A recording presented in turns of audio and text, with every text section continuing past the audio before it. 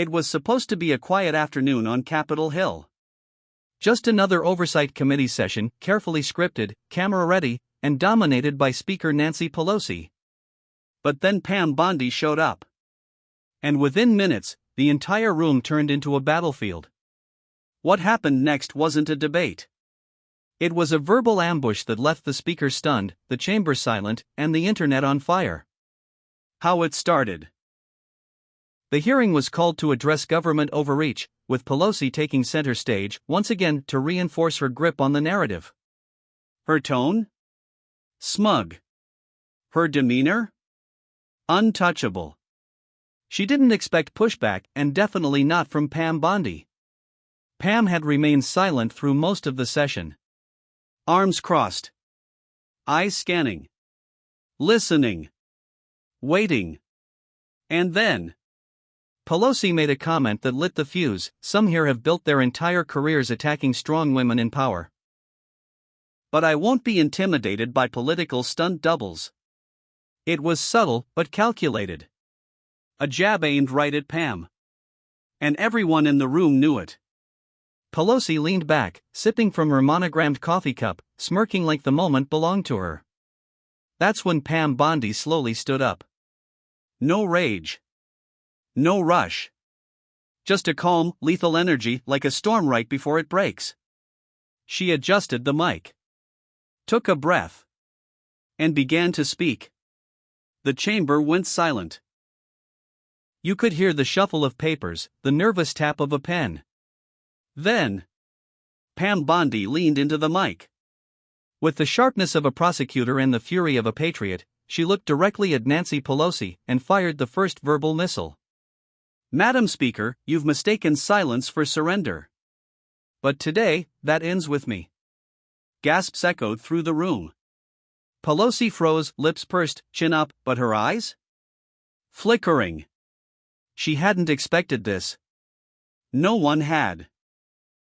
This was no longer just a committee hearing. It was a reckoning. Pam Bondi had other plans. From the moment she opened her mouth, the air changed. Not rage, precision. Not drama, surgical takedown. You've turned this chamber into your personal stage. A throne of manipulation dressed as leadership. But your curtain is falling, Speaker. Every sentence cut deeper than the last. Pelosi clenched her fists.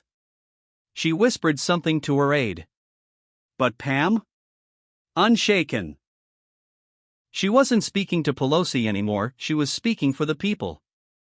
While the country burned, you sipped ice cream on late-night television. While cities crumbled, you pointed fingers like a queen avoiding guilt. The cameras panned across the chamber. Some Democrats stared at their phones. Others shifted in their seats, pretending to take notes. But Republicans? They watched like they were witnessing history. The press gallery leaned forward. CNN anchors blinked in disbelief. Even MSNBC's fact-checker paused mid-tweet. And then she dropped it. You call yourself a servant of the people.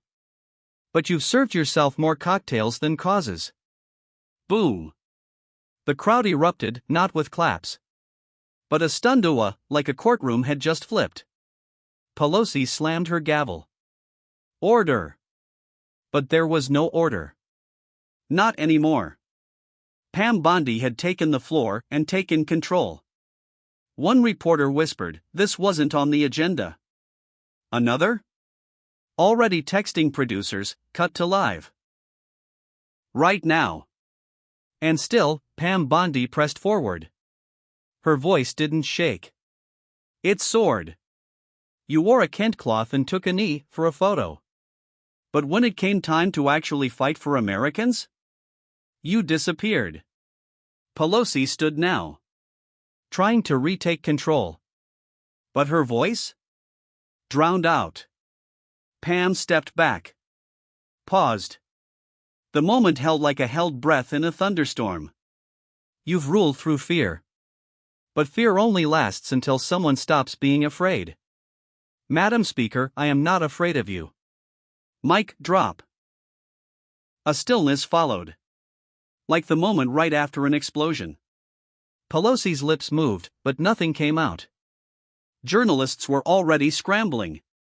TikTok clips were being cut before she even walked off. Twitter? Exploding. Pam didn't wait for applause. She didn't grandstand. She simply turned and walked out. But before she left the chamber, she looked over her shoulder just once and gave Pelosi a small, knowing nod. The kind of nod that says, checkmate. Pam Bondi didn't glance back again. She walked out of the chamber like a general leaving a battlefield she'd just claimed. The door clicked shut behind her, and inside, Pelosi still hadn't moved. But the moment wasn't born in that room. It started 3 weeks earlier. Behind closed doors. In whispers.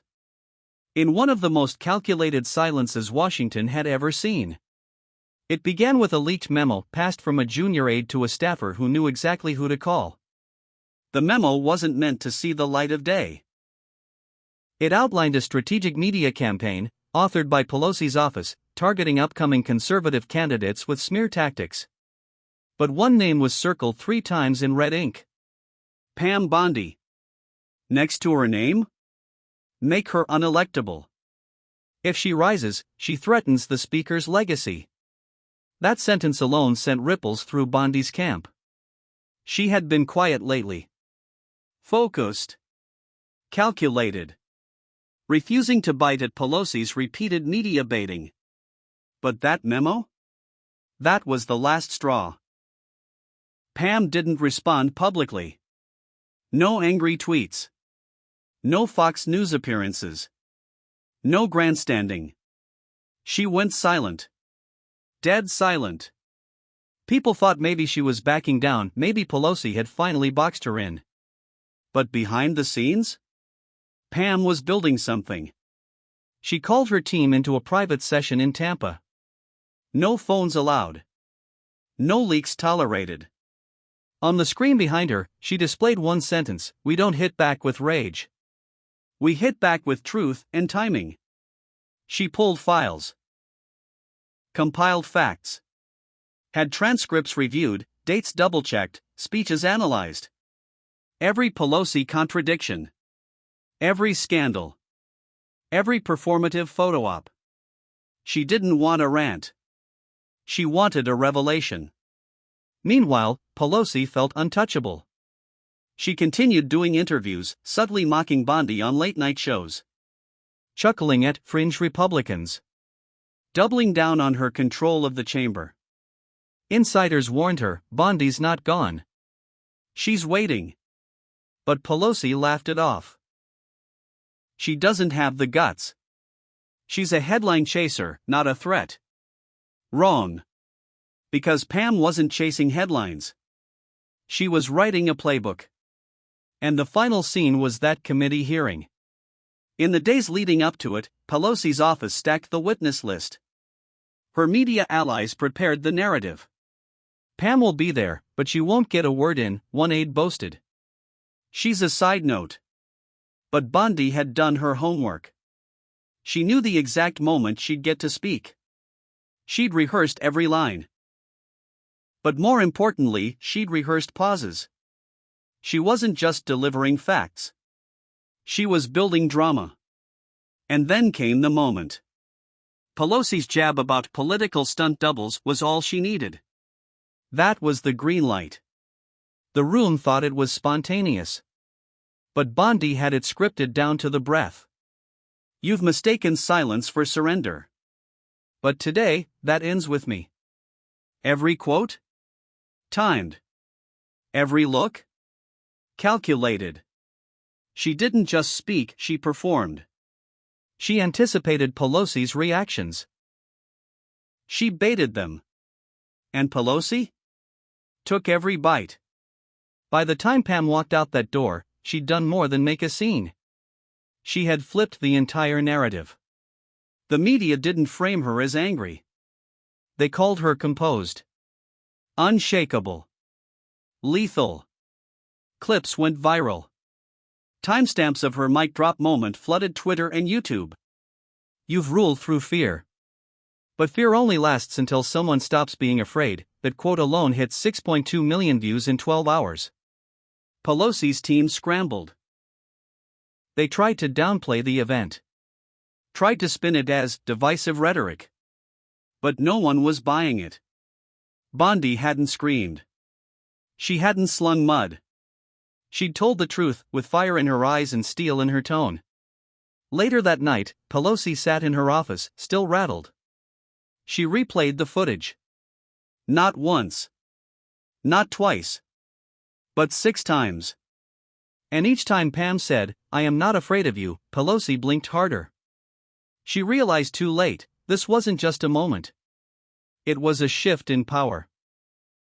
The chamber was still buzzing. Pam Bondi was gone, but the echo of her words hadn't left. "You've ruled through fear, but I am not afraid of you." Those words weren't just a quote now. They were a movement. Pelosi sat back in her chair, trying to maintain her poise. But the room had shifted, and she felt it. Even her own side wasn't clapping anymore. Behind the cameras, something else was happening. Staffers were checking their phones. Bondi's clip was already viral. X, formerly Twitter, was flooded. YouTube thumbnails were flooding timelines. Pam Bondi stuns Pelosi. Pelosi left speechless. Mic drop heard across D.C. Republican lawmakers whispered to one another, nodding. Some even smiled, the kind of smile that says, "This just changed the game." And the Democrats? They didn't know whether to defend Pelosi or distance themselves. Pelosi tried to move on. She grabbed the gavel and cleared her throat.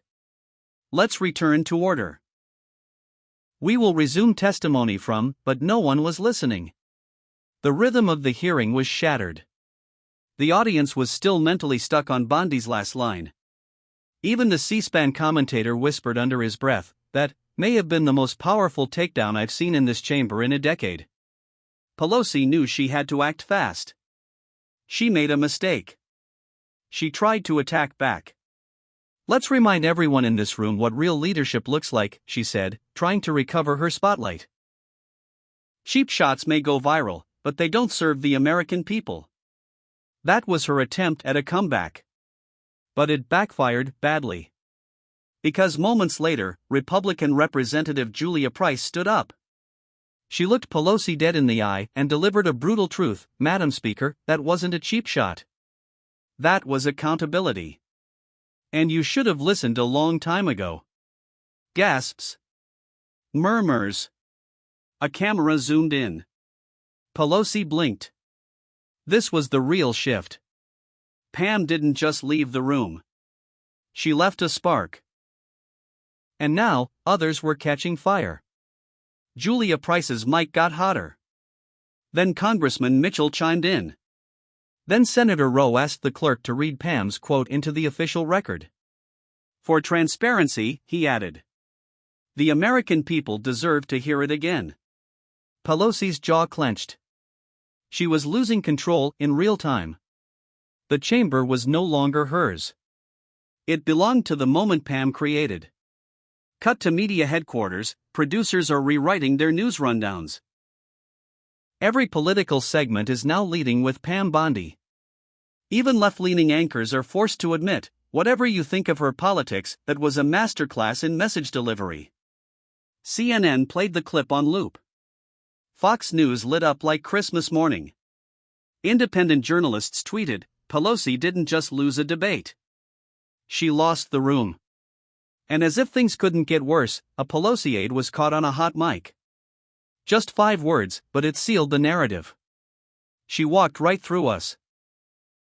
That soundbite? Instant gold for Pam's supporters. Meme accounts clipped it. YouTubers made reaction videos.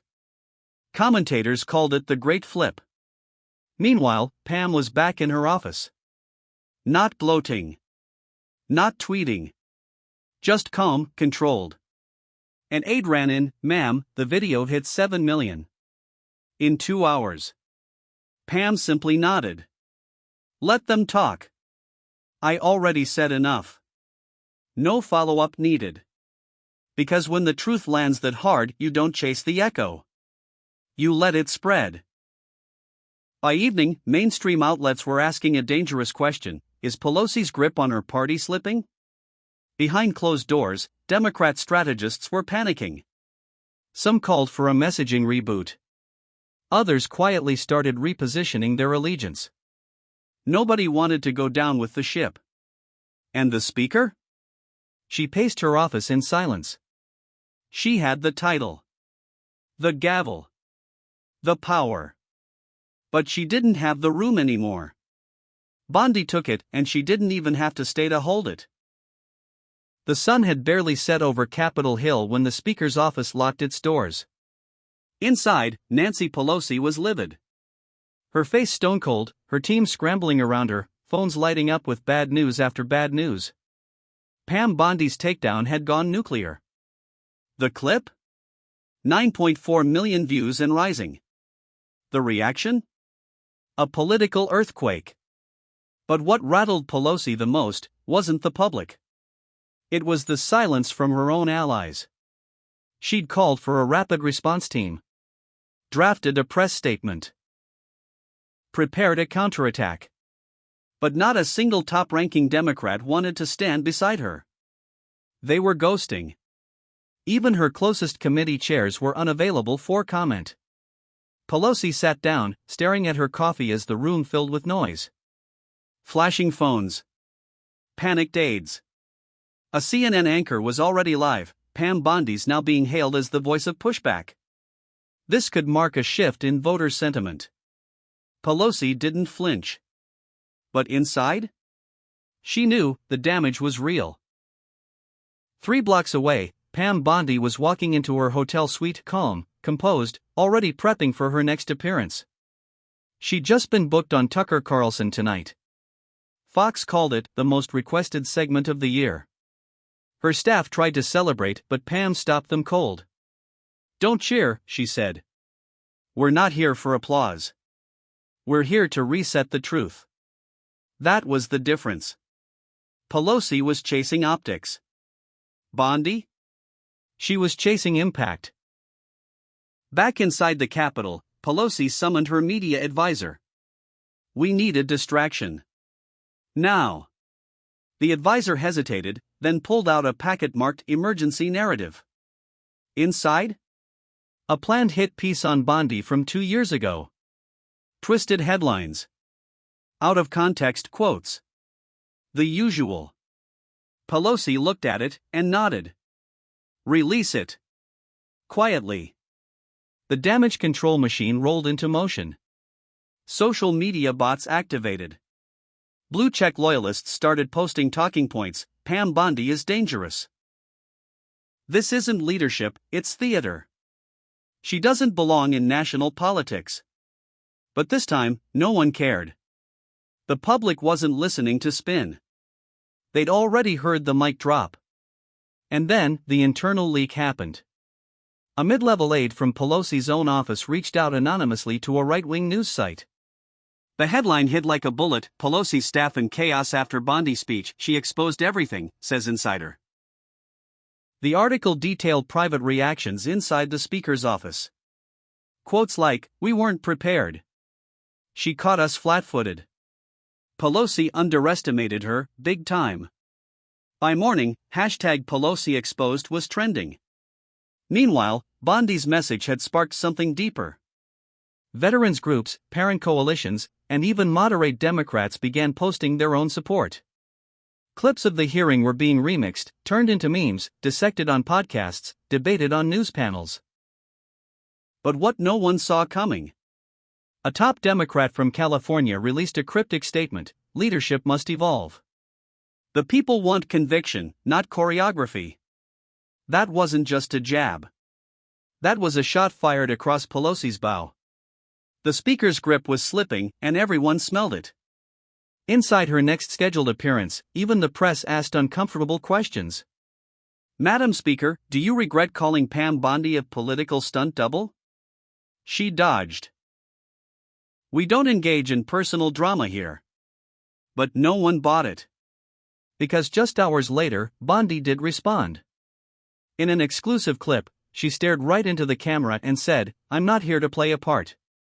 I'm here to pull the curtain back. If that makes me a problem, then maybe the problem was the system all along." That line? That went viral twice. By nightfall, Democrats held a private meeting. No press. No cameras. Just worried leaders in a quiet back room. They didn't speak about policy. They spoke about one thing: can Pelosi still lead us into the election? One senator whispered what no one else dared say: Pam Bondi didn't just land a punch.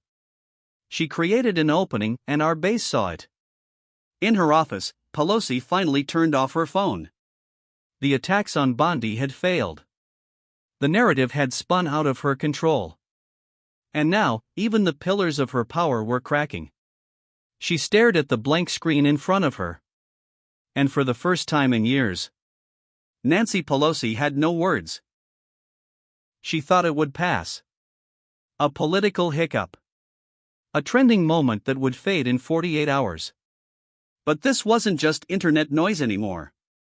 Pam Bondi's moment had grown legs. It walked into living rooms, spilled across talk shows, and thundered across voting groups like a new anthem. When power forgets who it works for, the people always remember. One sentence.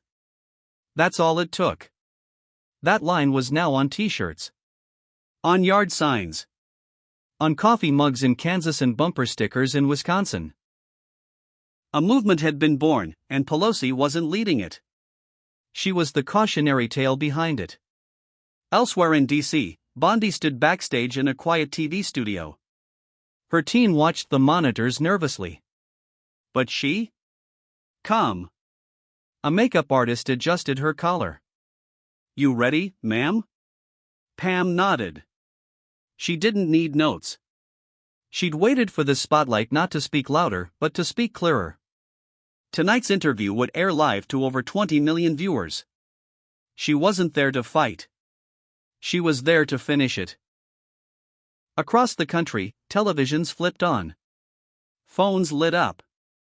Even skeptics tuned in.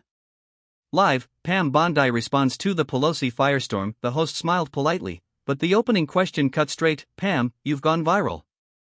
People are calling your words historic. Did you plan that moment?" Pam didn't blink. "No.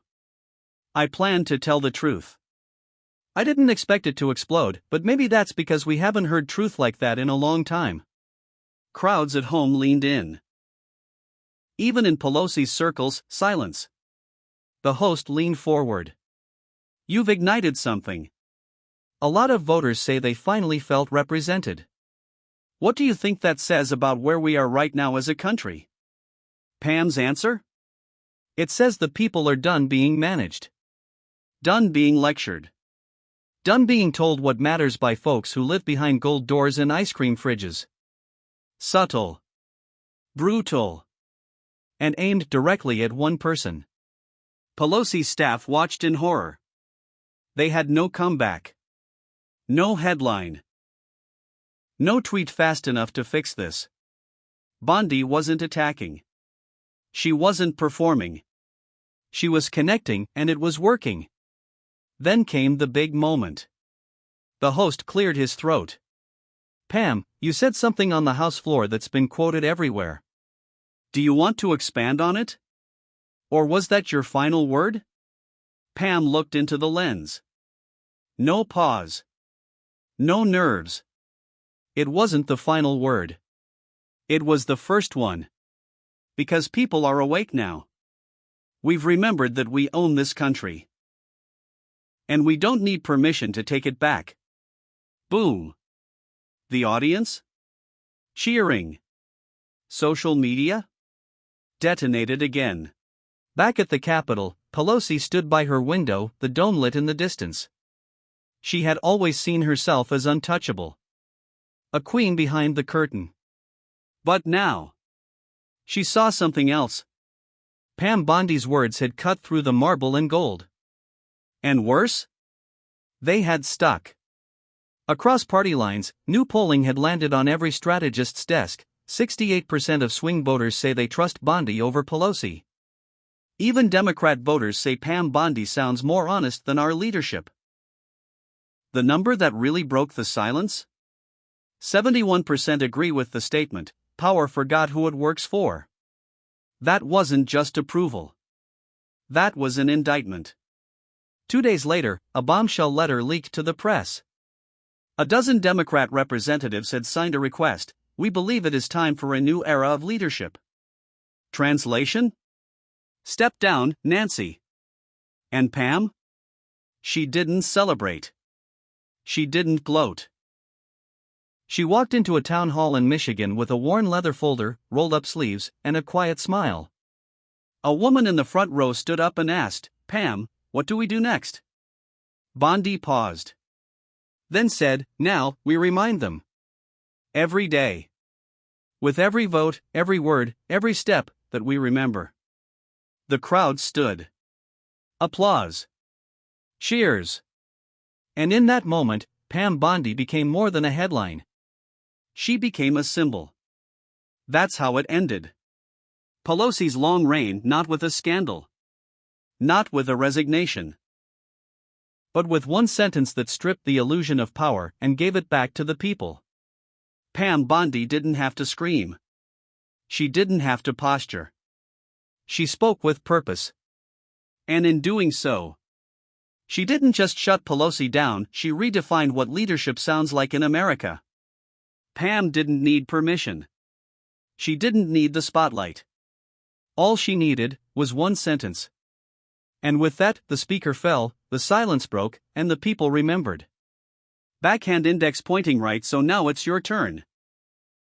Do you think power has forgotten who it works for? Drop a comment below. I remember if you're done with the circus and ready for truth. Firecracker and hit that subscribe button because this was just the beginning.